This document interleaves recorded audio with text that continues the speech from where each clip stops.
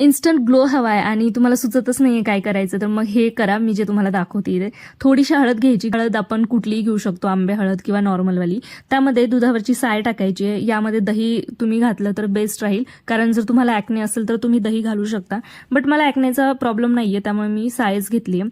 दोन्ही छान मिक्स करायचे. एकदम पातळ मिश्रण बनवायचं नाही आपल्याला, हे जाडसरच ठेवायचं जसं मी ठेवलंय.